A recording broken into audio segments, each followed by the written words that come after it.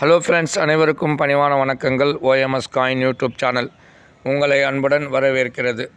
Friends, இன்றைக்கி சொல்ல போகிற விஷயம் என்னென்னா, பழைய 25 பைசா நாணயத்தின் விலை 1000 முதல் 5000 வரை உள்ளன. காரணம் என்ன ஏன் இந்த அளவுக்கு இந்த 25 பைசாவோட நாணயத்துடைய விலை இந்த அளவுக்கு இருக்குது, நம்ம கொஞ்சம் சிந்திக்கணும். காரணம் என்னென்னா, உங்களுக்கு இதில் குறைவாக அச்சடிச்சிருக்காங்க. இந்த நாணயத்தை மிக மிக குறைவான எண்ணிக்கையில் அச்சடிச்சிருக்காங்க. அதுக்காக தான் இந்த நாணயத்தோட விலை அதிகமாக இருக்குது. ஓகேவா, வாங்க வீடியோக்குள்ளே போகலாம். ஃப்ரெண்ட்ஸ், இது 25 பைசா நாணயம். இது அச்சடிக்கப்பட்ட வருஷம் சொல்லப்போனால் 1972லேருந்து 1990 வரைக்கும் இந்த நாணயத்தை அச்சடிச்சிருக்காங்க. மெட்டல்னு சொல்லும்போது உங்களுக்கு காப்பு நிக்கல்.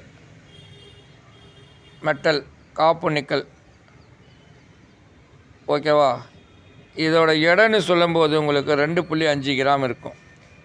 இந்த நாணயத்துடைய அளவு உங்களுக்கு 19 mm இருக்கும். இந்த நாணயத்துடைய அளவு 19 mm இருக்கும். இது ரவுண்ட் ஷேப் உங்களுக்கு இரிடேட் கொடுத்துருப்பாங்க இந்த நாணயத்தில். ஓகேவா, இன்றைக்கி நான் நிறைய மொத்தமாக வீடியோவில் எல்லா நாணயத்தை பற்றி நம்ம சொல்லும்போது விபரம் புரிய மாட்டேங்குது. அதுக்காக வேண்டி இப்போது ஒவ்வொரு நாணயத்தையும் ஒரு வருஷம் இருக்கா, இப்போது 1989 வருஷம் இருக்கா, அதில் எத்தனை மின்ட் இருக்குது, அது எங்கே அச்சடித்தாங்க, அதுக்காக விபரங்கள் தான் இப்போ இந்த வீடியோவில் சொல்ல போகிறோம். ஃப்ரெண்ட்ஸ், இப்போ சொல்லப்போனால் இப்போ இந்த 25 பைசா நாணயம் மெட்டல் என்பது காப்பு நிக்கல்.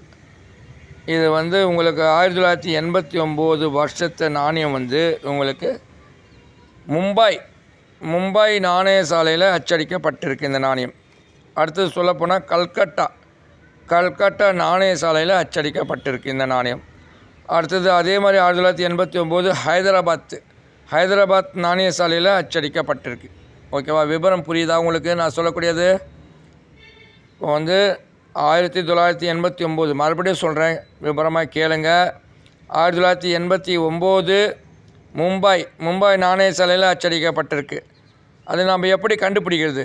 மும்பை நாணய சாலைன்னு சொன்னால் உங்களுக்கு இயற்கை கீழே உங்களுக்கு டைமண்ட் வைர குறியீடு கொடுத்துருப்பாங்க.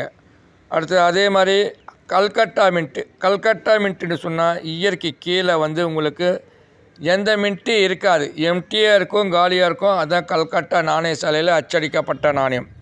அடுத்தது சொல்லப்போனால் ஹைதராபாத் மின்ட்டுன்னா இயற்கை கீழே ஸ்டார் கொடுத்துருப்பாங்க. அது ஹைதராபாத் நாணய சாலையில் அச்சடிக்கப்பட்ட நாணயம். நான் நிறைய வீடியோவில் மின்ட்டு மார்க் பற்றி சொல்லியிருக்கேன், மின்ட்டு மார்க்கும் அனுப்பியிருக்கேன். நீங்கள் கவனமாக வீடியோவை பாருங்கள் தயவுசெய்து. இப்போ உங்கள்கிட்ட 1989 ஹைதராபாத் மின்ட்டு நாணயம் இருந்தால் நான் வாங்கிக்கிறேன். ஓகேவா, புரியுதா? 1989 ஹைதராபாத் மின்ட்டு அந்த நாணயம் இருந்தால் நான் வாங்கிக்கிறேன். இந்த நாணயம் இது வேல்யூ பார்க்குறதுக்கு முன்னாடி தயவுசெய்து புதுசாக பார்க்கக்கூடிய நபர்கள், பழைய நபர்கள் தயவுசெய்து ஒரு லைக் போடுங்க. ஃப்ரெண்ட்ஸ், லைக் பண்ணுங்கள், சப்ஸ்கிரைப் பண்ணுங்கள், ஷேர் பண்ணுங்கள், கமெண்ட் பண்ணுங்கள், பெல் பட்டன் அழுத்துங்க. நான் போடுற வீடியோ உங்களுக்கு நோட்டிஃபிகேஷன் கிடைக்கும்.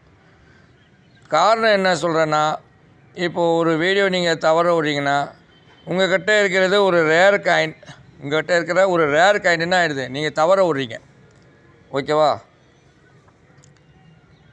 ஓகேவா, அதனால் நீங்கள் தயவு செய்து வீடியோவை என்ன செய்யுங்க, நீங்கள் முழுமையாக பாருங்கள். வீடியோவை எப்போவுமே வீடியோ முழுசாக பாருங்கள். நம்ம என்ன சொல்கிறோம் அது விபரமாக கேளுங்க. இப்போது நான் இந்த வீடியோவில் சொல்லக்கூடிய நாணயம் என்னென்னா, எனக்கு தேவையான நாணயம் 1989 ஹைதராபாத் மின்ட்டு நாணயம் இருந்தால் நான் வாங்கிக்கிறேன். மும்பை மின்ட்டு, கல்கட்டா மின்ட்டு அது ஸ்கேர் கேட்டகிரியில் இருக்குது. அது உங்கள் சேகரிப்பில் வைக்கலாம் கண்டிப்பாக. இல்லை இந்த நாணயமும் நீங்கள் ஹைதராபாத் மின்ட்டு நாணயமும் நீங்கள் சேகரிக்கிங்கன்னா நீங்கள் சேகரிக்கலாம். எனக்கு தேவையானது 1989 ஹைதராபாத் மின்ட்டு. அந்த நாணயம் உங்கள் கிட்டே இருந்துச்சுன்னா நான் வாங்கிக்கிறேன். அந்த நாணயம் இருந்தால் மட்டும் என்னுடைய வாட்ஸ்அப்புக்கும் நீங்கள் முன்னாடி பின்னாடி தெளிவான முறையில் ஃபோட்டோ அனுப்புங்க. இப்போ நான் பல வீடியோவில் சொல்லியிருக்கேன், உங்கள்கிட்ட இருக்கிற நாணயம் நீங்கள் என்ன மின்ட்டு, என்ன வருஷம், என்ன மெட்டலு, எந்த விவரமும் தெரியல மக்களுக்கு தெரியல. அதனால் மக்களே, தயவுசெய்து நான் சொல்லக்கூடிய விவரமாவது நீங்கள் புரிஞ்சுக்கிங்க. தயவுசெய்து நீங்கள் என்னுடைய வாட்ஸ்அப்புக்கு நீங்கள் நாணயத்தை அனுப்புகிறீங்க, ஓகே.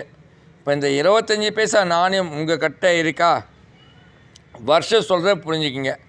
1984 ஹைதராபாத் மின்ட்டு நாணயம் இருந்தால் என்னுடைய வாட்ஸ்அப்புக்கும் நீங்கள் ஃபோட்டோ அனுப்புங்க, ஓகேவா?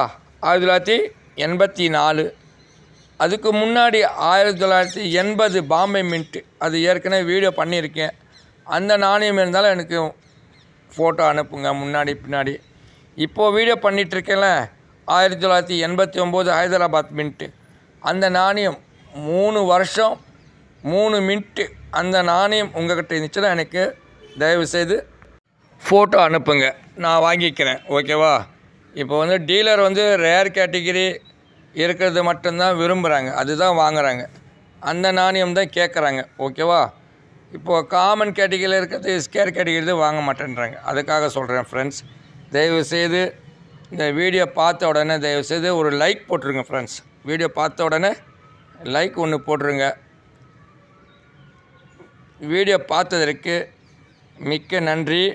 அனைவரும் வளமுடன் நலமுடன் வாழ இறைவனிடம் நான் பிரார்த்திக்கிறேன். அனைவருக்கும் நன்றி. அனைவரும் வாழ்க வளமுடன். நன்றி, வணக்கம்.